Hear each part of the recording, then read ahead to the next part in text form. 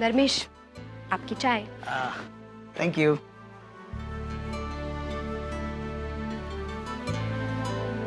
एक बात पूछूं तुमसे?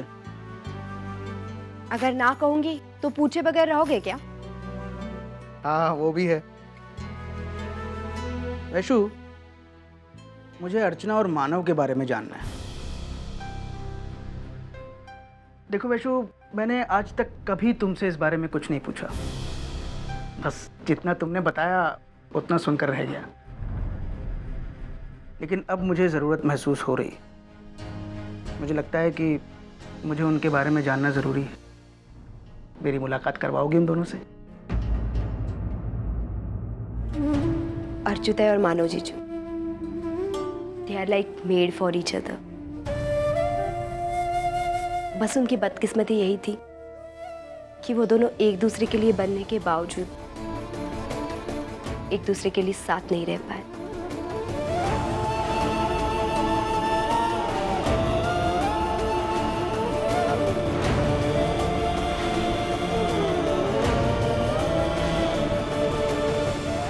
अनबिलीवेबल, दुनिया में ऐसे लोग भी होते हैं?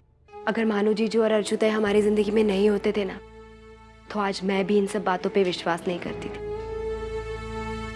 यकीन मानो धर्मेश, मैंने तुम्हें अभी जो भी कहा, सारे वाकयात मैंने अपनी आंखों से देखे हुए। वैशु, प्यार तो मैंने भी किया है, लेकिन ये कुछ अलग है। आज तक सिर्फ किस्से और कहानियों में पढ़ा था ऐसे प्यार के बारे में।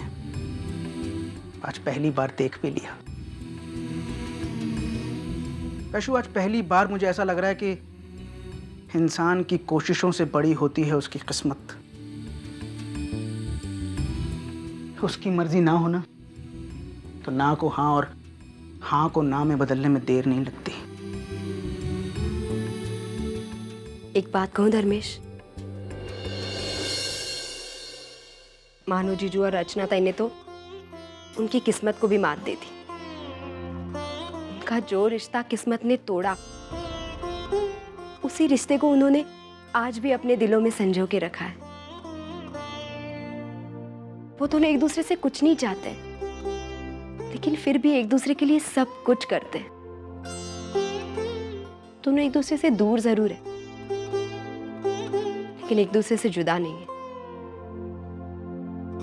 और ऐसा पवित्र रिश्ता ना ही कभी बना है और ना ही कभी बनेगा। सच में। लेकिन वैशु, ऐसे रिश्ते को समझने की और इनको जानने की मैच्योरिटी बहुत कम लोगों में होती है। देखो, हम अर्चना और मानव के जज्बातों की गहराई को समझ सकते हैं, लेकिन बाकी लोगों से हम ऐसी उम्मीद नहीं कर सकते। वैशु, लाख बातों की एक बात कहूं? क्या? अब अर्चना को मानव को भूलना होगा।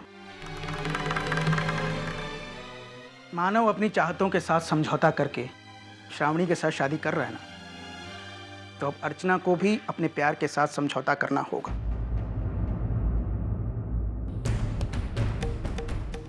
देखो वैशु, जब तक अर्चना मानव को अपने ख्यालों से, अपने दिल से निकाल बाहर नहीं करेगी, तब तक वो सुखी नहीं हो पाएगी। आई नो वैशु, मैं कुछ ज़्यादा ही प्रैक्टिकल बात कर रहा हूँ, लेकिन ये बातें करना ज़रूरी है। अर्चना को अपने लिए नया जीवन साथी ढूंढना होगा। जब तक वो अपने अकेलेपन से छुटकारा नहीं पा लेती, उसे उसके अतीत से भी छुटकारा नहीं मिलेगा। और अच्छा होगा अगर बहन होने के नाते तुम उसे समझा सको। तुम्हारा कहने का मतलब है कि मैं अर्जुताई को कहूं कि वो दूसरी शादी कर ले और अपनी जिंदगी आगे बढ़ाए, और उसके लिए उसे मानो जीजू को भुलाना होगा? हाँ, और ये सब तो तुम्हारी बातों से भी साफ जाहिर होता है। मतलब? तुमने अब भी मानव को मानव जीजू कहकर बुलाया। वैशु, जब तक अर्चना की जिंदगी में कोई और नहीं आ जाता, तुम्हारी नजरों में मानव की जगह वहीं रहेगी।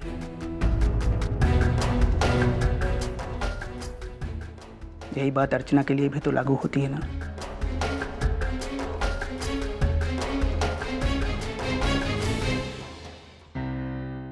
अरे मानव, चाय तो पी के जा। बैठ ना बेटा, बैठ। श्रावणी, चाय ला जल्दी।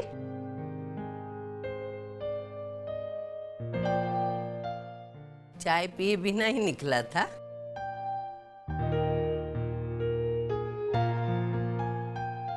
ले पी। आप नौकरी कब छोड़ रहे हैं?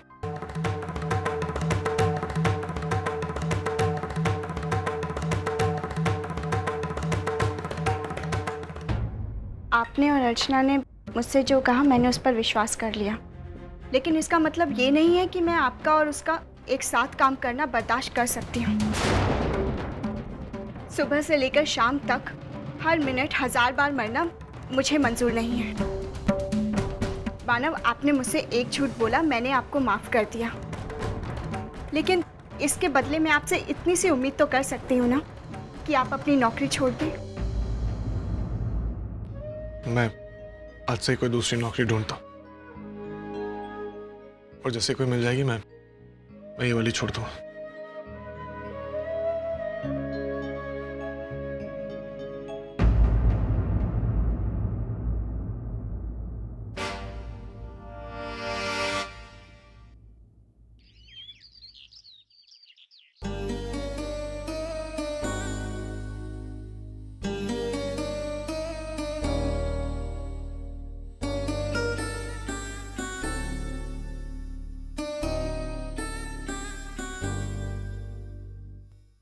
जिस दिन से ये घर छोड़ कर गया था तब से लेकर आज तक रोज यही सपना देखता रहा कि कब अपने घर में लौटकर वापस आऊंगा।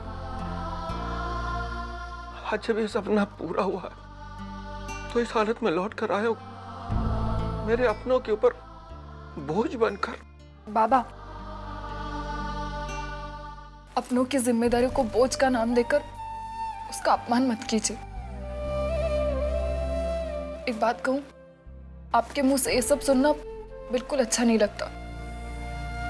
आप तो कितने जिंदा दिल इंसान हैं, खुद हंसते हैं, दूसरों को हंसाते हैं। अरे आपकी तरफ देखकर तो हमने जिंदगी जीने का तरीका सीखा है, और अब अगर आप ही हार मान गए तो फिर। बहुत दिनों के बाद इस घर में वापस आया हूं तो थोड़ा जज्बाती हो गया था। अरे जब मेरा परिवार मेरे साथ में है तो मैं कब हार मानने वाला हूं। अच्छा, तुम मुझे खुश देखना चाहती हो ना, तो मेरा एक काम करना पड़ेगा। क्या है वो? जो कुछ भी मुझे खाने पीने में पसंद है वो सब बना के खिलाना पड़ेगा, लेकिन अपनी सास की तरह नहीं। ये नहीं खाओ, वो मत खाओ, कोई पाबंदी नहीं चाहिए। आप कभी नहीं सुधरेंगे। अरे तुम्हें कोसने का मौका मिल जाए इसलिए तो नहीं सुधरता। अगर सुधरना होता तो 30 साल पहले सुधर जाता है।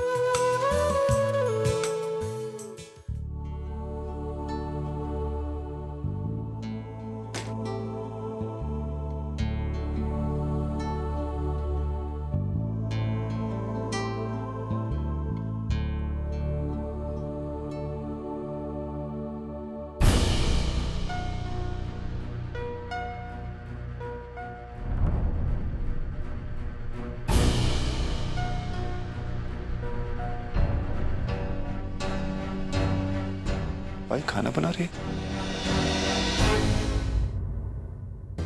मंजू। तुम्हें पता है भाई वहां किचन में काम कर रही है। तुमसे मैंने कितनी बार कहा है कि आई यहाँ आने के बाद कोई भी काम नहीं करेंगी। लेकिन विनोद, वो मैं विनोद, तुम्हें मालूम नहीं कल से मंजू की तबीयत ठीक नहीं है।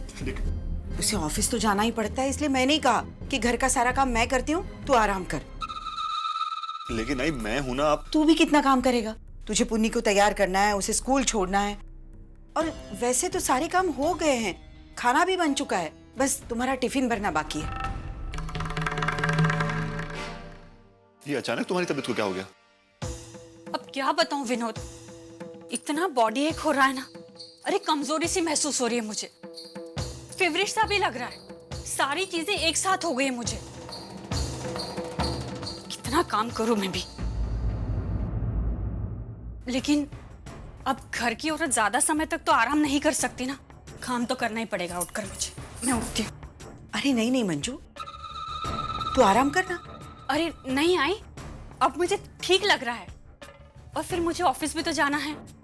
बहुत आराम कर लिया मैंने।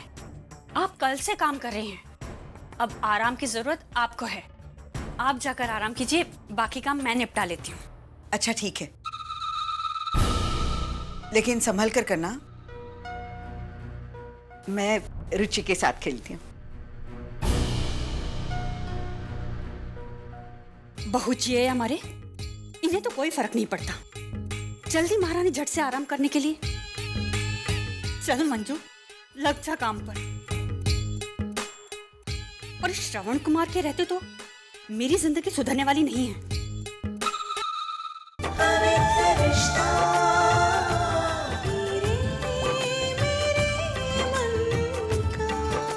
ZTV आज लिखेंगे कल।